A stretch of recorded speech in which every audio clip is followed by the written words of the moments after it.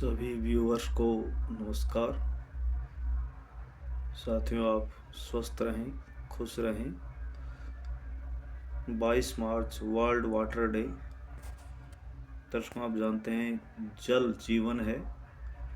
हमारे शरीर का एक बड़ा भाग जल से बना है। भारतीय वैदिक ज्ञान में हमारे जीवन के जो 5 तत्व हैं उनमें जल भी एक तत्व है। लेकिन दर्शकों, आज हम जानते हैं यही जो जीवन के लिए हमारे आवश्यक तत्व जल है, ये आज पूरे विश्व समुदाय के लिए गंभीर संकट बन चुका है।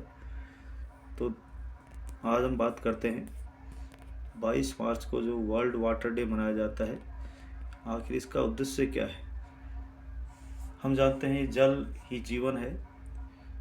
मानव ही नहीं, प्राणी मात्र के लिए, हर जीव के लिए, हर वनस्पति के लिए जल आवश्यक है।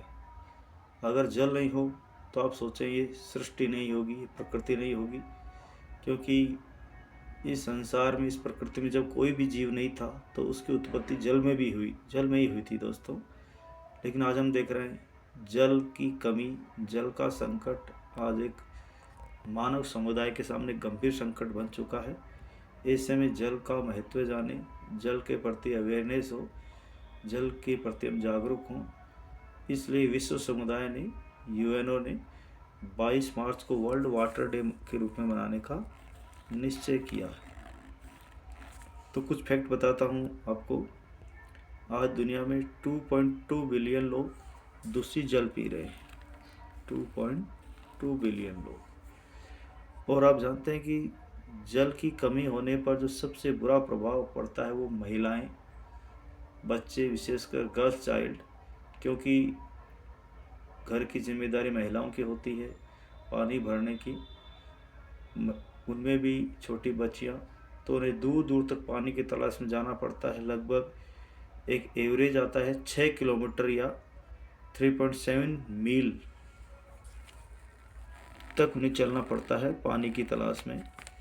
इसके अलावा अगला फैक्ट है दोस्तों, औपचारिक रूप से 1992 में रियो डी जेनेरो सम्मेलन में यूएनओ द्वारा वर्ल्ड वाटर डे को लेकर एक प्रस्ताव पारित किया गया था 1992 में।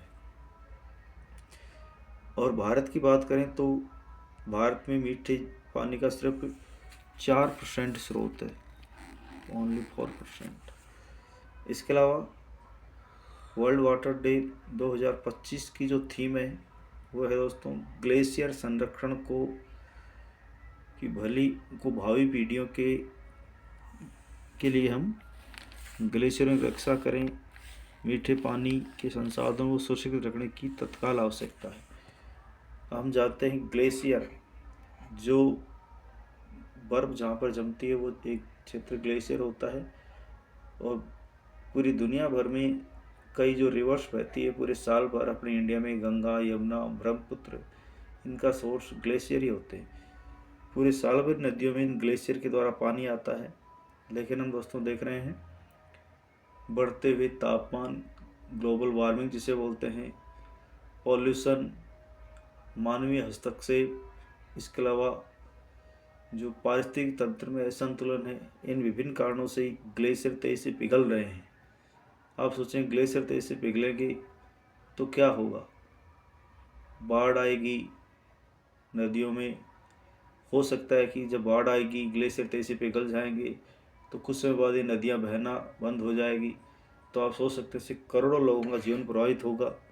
नदी के किनारे रहने वाले लोग जो एग्रीकल्चर पर डिपेंड हैं, इंडस्ट्रीज जहाँ पर हैं, वो सारे खत्म हो जाएंगे।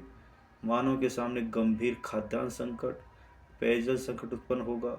आप सोच सकते हैं ऐसा संकट आएगा तो पूरी मानव जो जाति है ये इससे बुरी तरह से प्रभावित होगी। ऐसे में हम सबकी जिम्मेदारी है कि हम वर्ल्ड वाटर डे पर अवेयर हों, जागरूक हों। इसके अलावा 2025 में जल स्तर जो है वो पर व्यक्ति, पर पर्सन 1434 घन मीटर उपलब्ध है, जो घटकर 2025 तक 1219 घन मीटर हो जाएगा।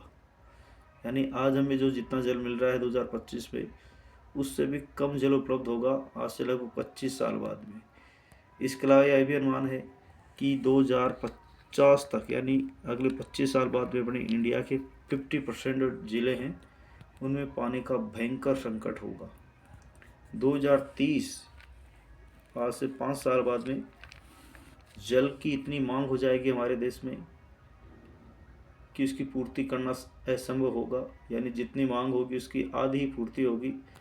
तो दोस्तों हम देख सकते हैं आने वाले समय में भारत ही नहीं दुनिया भर के देशों के लिए जल एक गंभीर संकट होगा। आज हम देख चुके हैं दोस्तों, एक ज़माने में कहते हैं कि हमारे पूर्वजों ने नदियाँ बहते हुए देखी।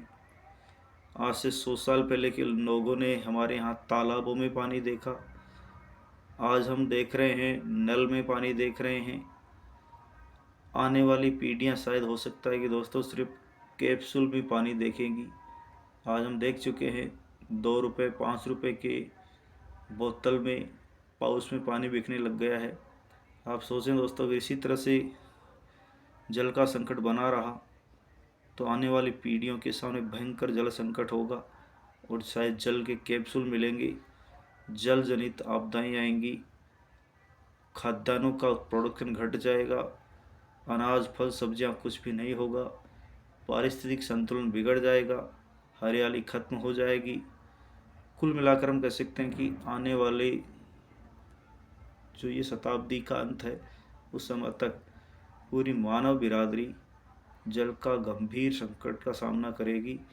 ऐसे में ज़रूरी है कि आज हम अभी अलर्ट हो जाएं, पानी की बूंद बूंद को बचाएं, प्रकृति जो हमें जल दे रही है उसको सहेजें, उसका कंजर्वेशन करें और पूरे मानव समुदाय को सभी को जल संरक्षण के प्रति सचेत करें। अपने देश में राजस्थान में जल संरक्षण के बहुत प्राचीन उपाय किए गए हैं। हमारे पूर्वज बहुत महान थे, उन्होंने जल संरक्षण के प्रति बहुत अच्छे विचार थे। तालाब बनाते थे, कुएं बावड़ियाँ बनाते थे, टाँके बनाते थे, लेकिन आज की पीढ़ी इन सबको भूल चुकी है और हम जल का संरक्षण नहीं कर रहे।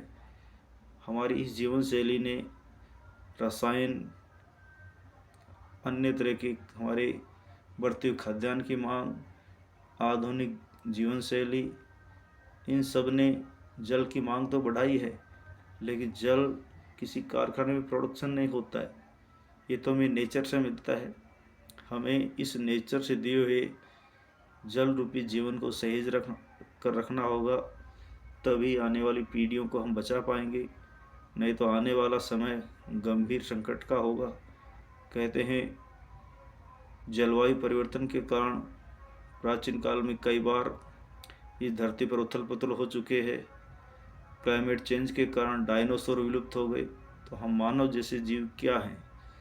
इस जल संकट के कारण हो सकता है कि अगले कुछ शताब्दियों बाद हमारे मानव जीवन का संकट ही नहीं रहे।